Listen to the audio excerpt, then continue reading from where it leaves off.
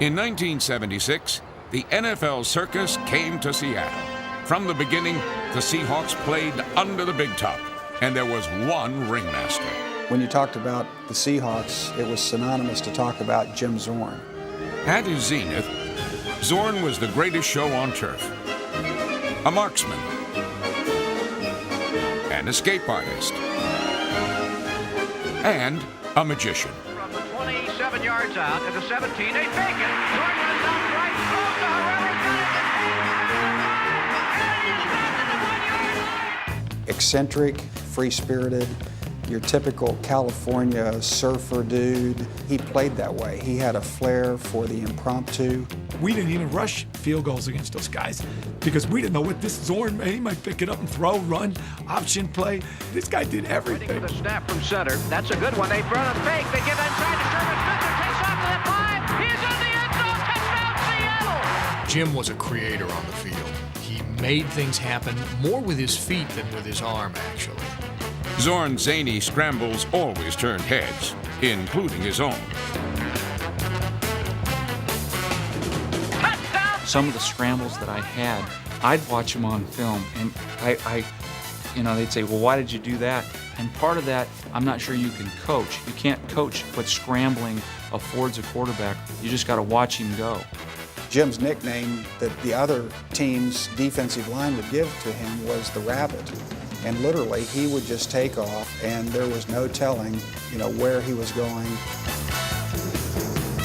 For Zorn, the gridiron was a 100-yard sandlot, and every play an adventure of its own. Yet pro football's most exciting quarterback was also its most wanted. If there was one quarterback I wanted to grab and just lift up and smash, it was Jim Zorn. I couldn't catch the guy. A rabbit, as you know, is very elusive. In his second, third, or fourth year in the NFL, he was still driving a yellow Volkswagen that he and his dad bought when he was in college or junior college in California, and it was his prized possession. That was just Jim.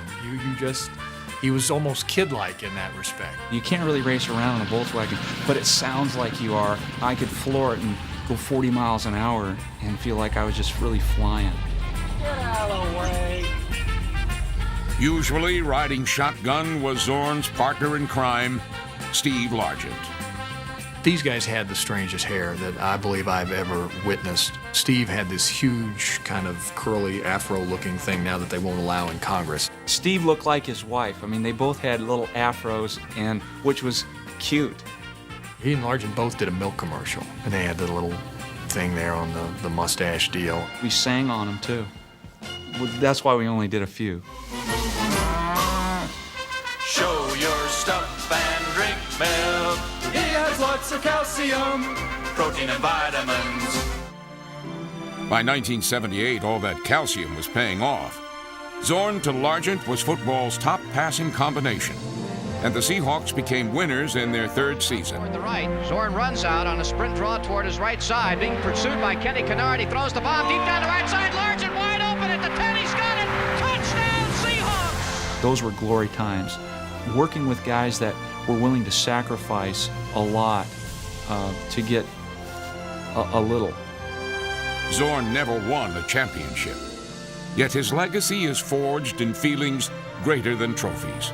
Having the opportunity to play with guys like Jim Zorn, I wouldn't trade that for anything. I really wouldn't. There's not, it's like the American Express commercial, whatever it is. That's priceless to me. The circus has long since left town, but Seattle fans will always remember life under the big top. I would hope that they would remember it as the most exciting football they've ever watched, because that's what I thought it was when I was playing it. And that's how I remember it.